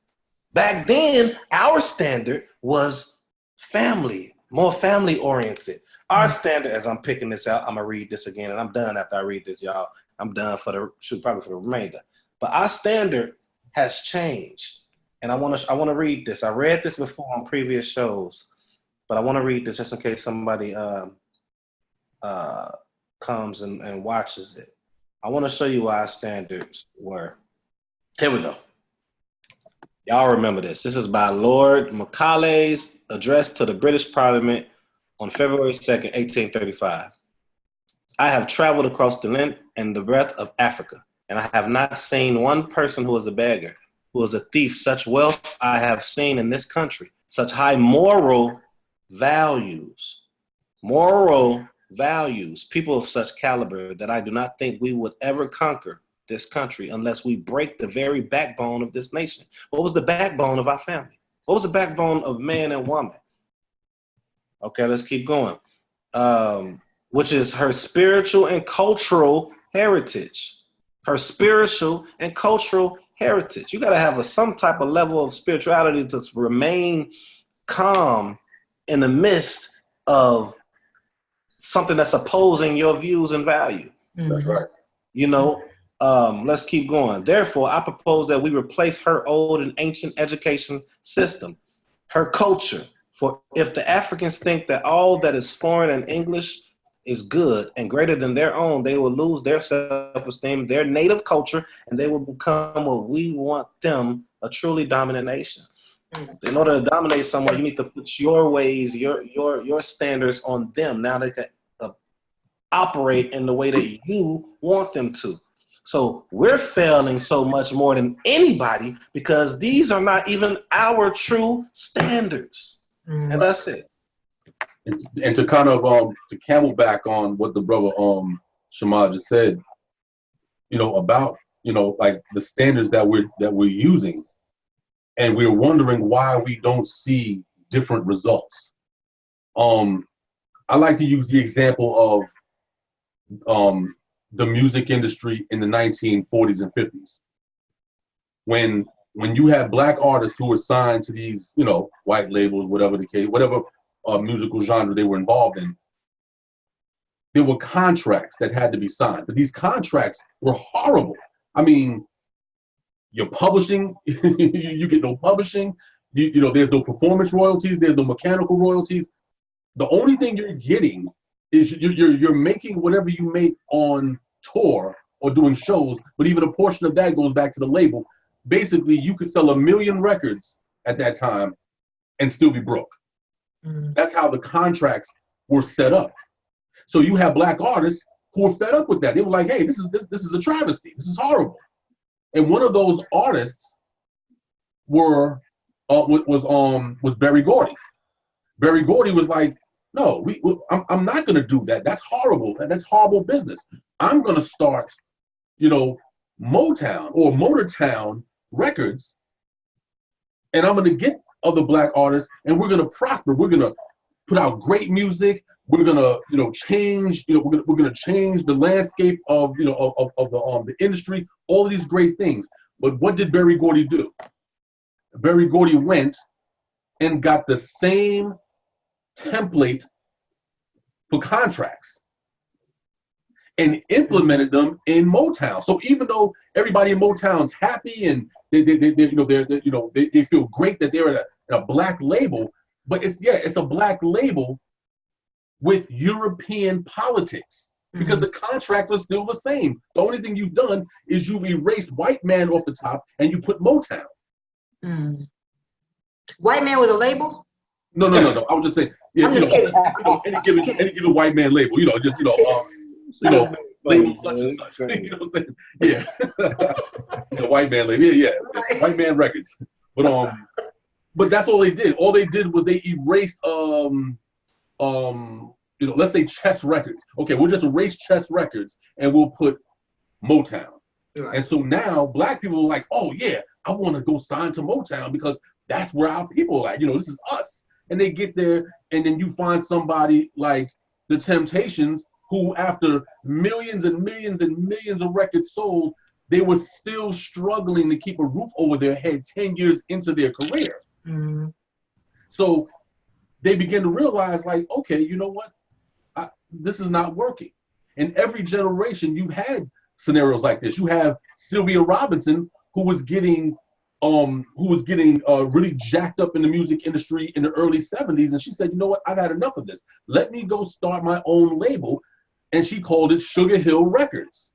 And the first thing that she did was rob some artists. Got Sugar Hill Gang, whatever like that, took all of their publishing, all of their mechanical royalties, all of their performance royalties, everything, and made them record for like 3, 4, 5 years. Then she went and got the Furious Five, raped them.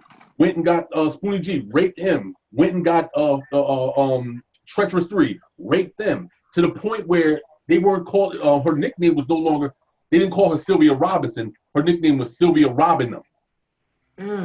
We messed up, man.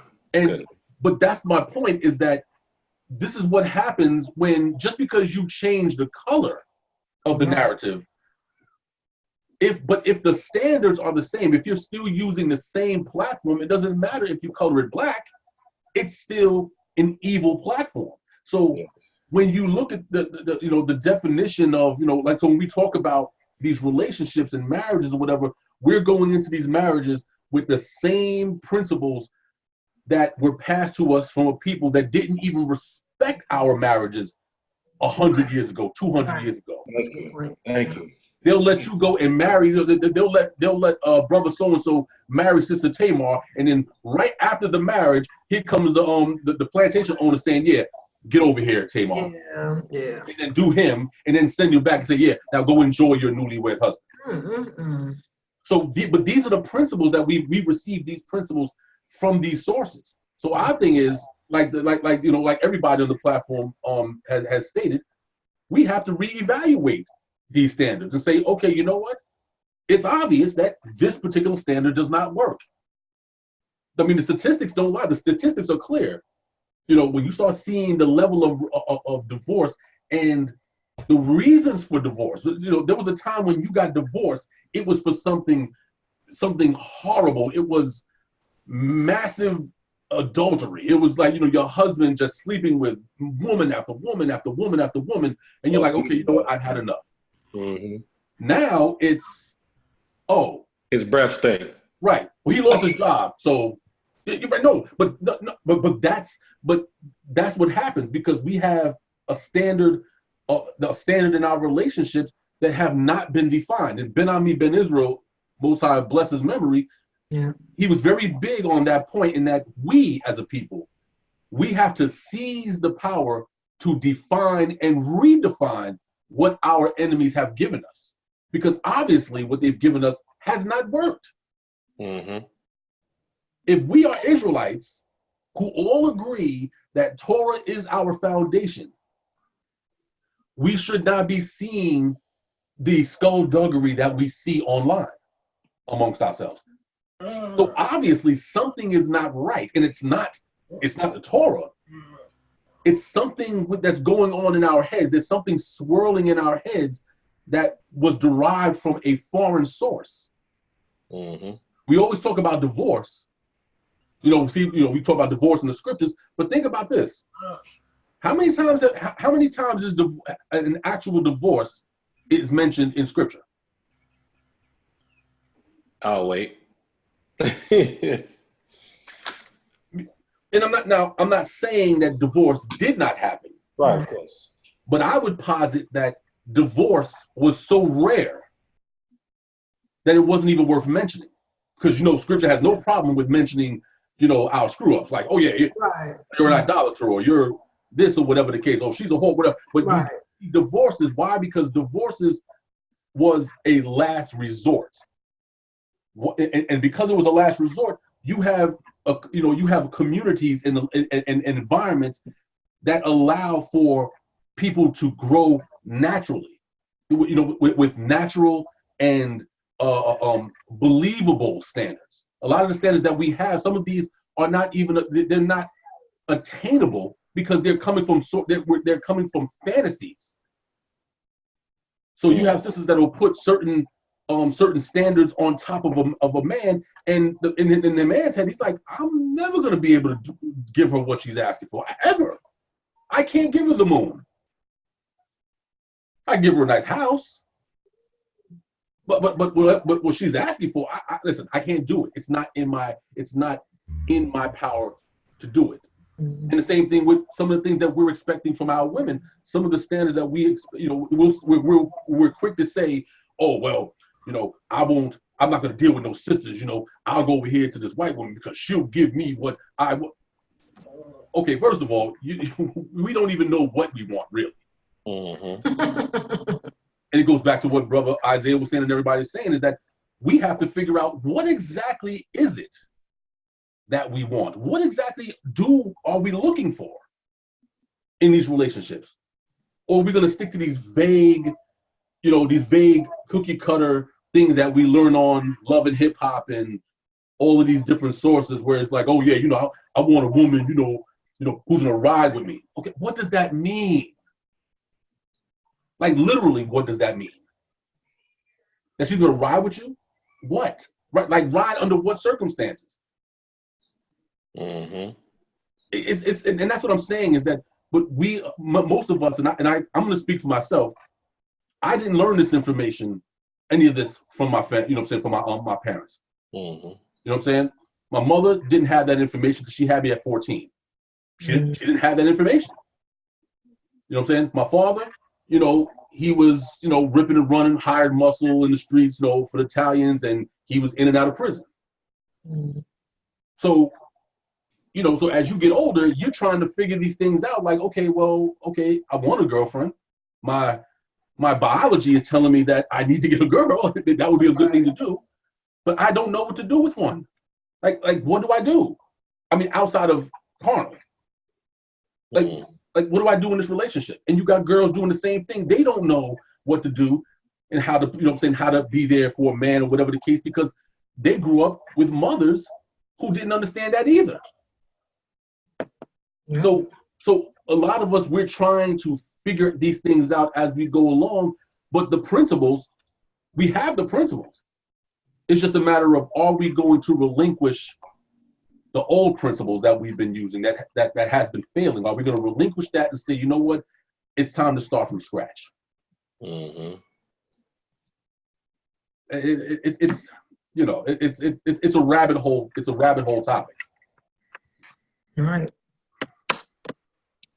But it can be done. So I don't want my narrative to end on a negative, because I don't want anyone to think that I'm saying, hey, yeah, you know, it'll never happen. You know, like, no, I'm a strong proponent of Hebrew marriage. Brothers, yes, go and get you a sister. They're the best women on the planet. Go and get that. And sisters, don't give up on your brothers. Go and get that. But make sure that in the process of your getting, like now, like you're getting wisdom, in the process of your getting, make sure that you understand what it is that you want and what you desire and what you need in that platform. And do you see that person has the potential to get, you know what I'm saying, to provide that, and vice versa? As long as the potential's there, it can be worked with. Right. But if it's not there, then like the brother Isaiah said, yeah, you may want to do some more waiting. Right. You know, it's better to be peacefully single than to be married. Right. Yeah. You know, and you know, and as Buckley would say, that's all I have to say about that. Right. Well, yeah. Go ahead. No, I'm go ahead. We good. No, I was just gonna say, yeah. So what would we say to people? I guess we kind of already have said what we would say to them. Did you want to do some like closing words, or you might want to say something else before we get ready to? Let's go ahead and Isaiah. Well, I'm about to say King.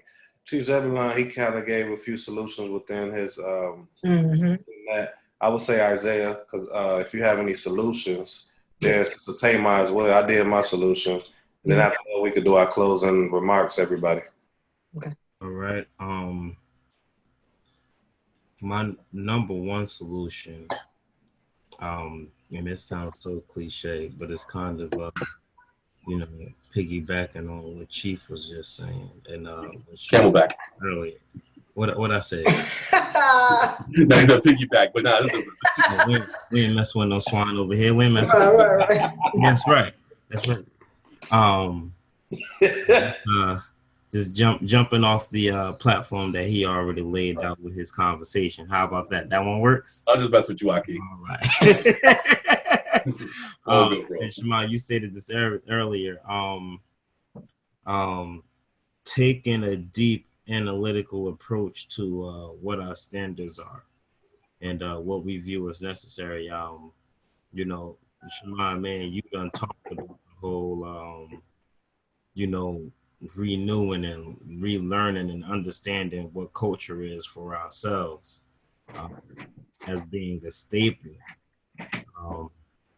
So I don't necessarily need to really dive into that, but finding out what that is, you know, culturally and personally as well, because, you know, although culture is big, you ain't in a relationship with everybody, you know, and you got to set what that ideal is for you to be in a relationship, and understand what pieces of that is more aesthetic and what pieces of that is more mental, and what is needed versus wanted. Once you're kind of able to unravel that ball, then I would say your next step is finding like-minded people, and not as I feel this is misused, but as the script saying, Paul's writing, it's better to marry than to burn. Um, Depending on how you look at that aspect of burning, um, you know, that situation might change depending on who you trying to marry. You got to find out who that person is. So it's cliche. It's cliche, and we mention it a lot, but Right. having an open form of communication to discuss what the standards and stereotypes and ideals are is the first and primary thing. And to be upfront and be comfortable in saying who you are as far as what you want. Indeed. You know what I mean? Because if you're able to comfortably explain that, then that just leaves less on the table for somebody to have to try to figure out about you themselves. And that kind of removes the ability to be misunderstood. So they're not walking into it thinking you're somebody that you're not, and vice versa. So once those things are set out, then I think the next step would be just letting time reaffirm what that person said about themselves, or even said what they want from you. Because as we get older, time changes. Time kind of removes certain aspects, or we get introduced to other concepts of life that we may have never even heard of or known about. Absolutely. We have to go ahead and then justify and see if that's a proper addition we want to add to ourselves. And then being able to have that round table, cha-cha, y'all Cha get cha cha cha cha cha. right, Hilarious. have that round table discussion Right. on what those new standards or changes or ideals are, and being acceptive of that person if they don't quite understand it off the bat. Right. So I say, as Shema said, from a New Testament standpoint, leading with the fruits of the Spirit. Learn what those are, learn how to institute that and practice that within your life, then try to get with some other folks that's trying to institute and practice that in their life. That's a big one. Hallelujah. That's a closing statement too. Yeah, that's my closing statement. I'm leaving it at that. We just gonna roll with solution and closing statement. So because it's 1:52 now. So. Yeah, so I would say the solutions are to get to know yourself. Like, be yourself fully right now. I went years trying to have parts of myself because of, trying to fit in or trying to be like, I don't know. Who knows? I need a therapist probably. But anyway, but now I'm just like, I don't care. Like, I'm a little weird. I don't like lots of that people typically like, to hear or to watch or really. I'm messing with you. I don't know if you can see me. I saw you. I looked down like, what in the world? But yeah. So Messing with you. But being those things, being that, right? Being who you are, and then letting the chips fall where they may. Those are drawn that will be drawn to you, and then you could figure out the rest of it. Because again, the foundation don't change, but who you are. I'm a firm believer that we are the way we are as far as differences for a reason. If the Creator wanted us to be all the same, He would have made us all the same. Mm-hmm. So outside of the standard, which I believe is a Torah, outside of that, everything that's different about you or unique about you is probably meant to be a light to somebody on whatever level. So I would say do that, and then let people be drawn to you or repelled by you either way, and then really consider about whether or not you want to be in a covenant marriage. Like, ask yourself that question and be honest with yourself. Because if you lie to yourself, if you lie to yourself in order to keep up with what everybody else is doing or keeping up with the standard, maybe just ain't for you, and that's cool too. So that's all I wanted to say on that. That's my closing remarks. Oh yeah. Go ahead, Chief. Or you? Yeah, it's coming on down out here. Yeah, I mean, just roar. Yeah. No, that was the lightning and thunder outside. Oh, it's raining. It's coming down. It's raining locusts. But it's and for me, I don't think it's that much for me to offer at this point, because I mean, obviously following after Tamar and Isaiah, kind of leaves very little, very little else to speak on. But I'll just say this, that I think the solution, or at least from my perspective, the solution, it kind of goes hand in hand with the problem, and the problem, of course, is the deception. We go into it's like a construction site. Where a whole bunch of people are trying to build this, the structure, and nobody's consulting with the foreman. The foreman is the one with the blueprint. Mm-hmm. So you're over here putting your bricks up and putting up your wooden beam. Everybody's doing these things and trying to figure out what it is that we're doing for this structure. And it's like, here's the blueprint. We need to get back to a structure, to a particular order. And I think that order comes with, and I'm going to use this term for lack of a better one, because I know some people have a problem with this term, and that is courting. And I mean courting in in like almost in the KOI method of courting, where there is no short term, us get together, oh, I like you, you like me, okay, let's make something happen. It's like, oh, no, this is going to be a very long job interview. Right. Because this is what it is. Marriage is a job. Yep. It's work. So once we see each other's resume, I see what you're working with, you see what I'm working with. Okay, now it's time for some on-the-job training. So before you even get hired, I need to see how you're going to perform in the most important ways. And so that's why, like what the KOI did, they said, we're going to have, this long period of courting, so that once that the physical attraction, or the lusting or the whatever dissipates, and it's like, okay, I'm seeing her every day, the wow factor is not there anymore. Now I'm not looking down at your chest. Now I'm looking at you. Look me in my eye. Right here. You know what I'm saying? I'm looking at you.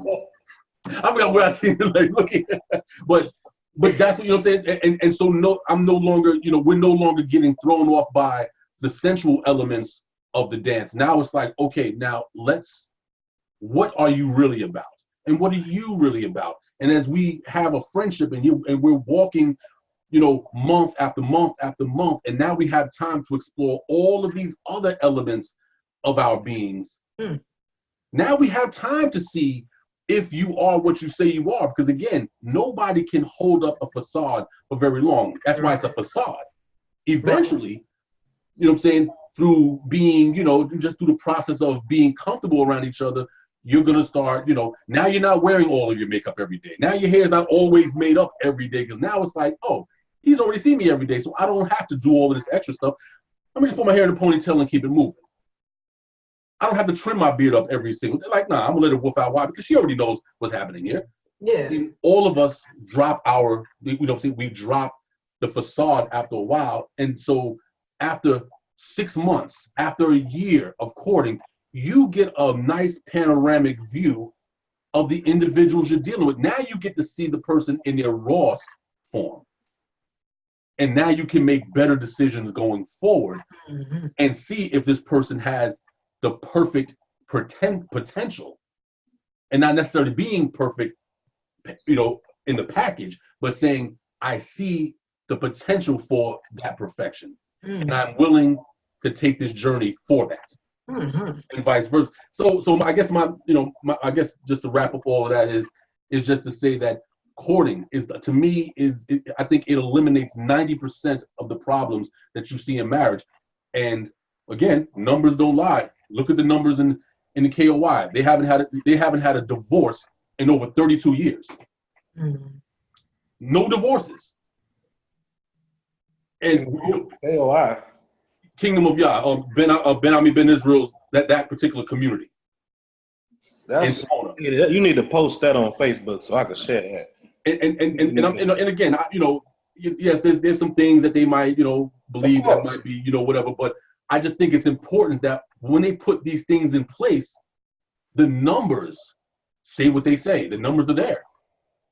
So I think, and part of that is because they have this long courting process. So we're going to get to know each other in the next year or two. So, Get comfortable, sister, or get comfortable, brother, because we're going to ride this out. Mm. Well, my solution real quick, because we got like a minute left. So I want to say everything that they said I agree with. In addition to that, in that courting process, the whole thing is I think that when you meet someone new, your standards needs to change. You shouldn't have, your standard could not be remain the same. And I'm going to show you why. You can have a core, like core standards, but when you meet a new individual, that new individual meets you, it's their job or your job to teach them how to love you. Right. I totally agree.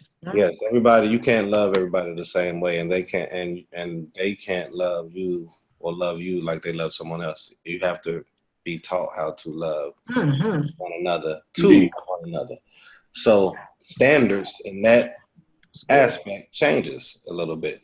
So to sum it up, courting is, I think it's huge. To say how long, to say how long it is, then it depends. I guess it just depends on you and the person. It could be 6 months. It could be a year. It could be 2 years. I don't know about no 3 years for me. I ain't. I'm one of those people that know within 6 months to a year. Shoot, honestly, I can know in 3 months. But 6 months to a year and a half, I think that's a good one because you would know. A person can't keep on no facade, like you said, for more than, whatever. But anyway, my solution is if you're going to take the courting route, which I believe is a good route, you also got to take in consideration that, hey, too loud, okay? You also got to take in consideration that you cannot love that person the same unless we're talking about a standard of fruit of the spirit. You know what I'm saying? Like that type of standard, I can see never. You shouldn't change. I think if you're going to have a standard of a fruit of the spirit type thing, humility should be good. Long suffering, patience, those things which I could pull out in the Torah. I always say that to people because everybody thinks when I'm bringing stuff it's strictly new. No, I'm going ancient. I'm going. Everything is from that. You know what I'm saying? Or ancient Near Eastern culture aspect, as people say, well, Torah was after Kemetic. Okay, let me just say ancient. Okay, let's do that. No doubt. You'll never know my full belief and thoughts. Trust that. But anyway, that's my closing statement. That's my solutions, and those that might be watching late, I hope you grab some from these brothers and this sister, and hopefully we continue to bring forth good conversation that can help lead us into success as man and woman in the so-called Black community. That's all I got, Tamar. You close out. Yep. So if you have any suggestions on topics, we welcome that. And like the page on Facebook is Love Language Roundtable, and let us know what you think. So grace, peace to everybody. Shalom. Hallelujah. Shalom. Shalom. Hallelujah. Shalom.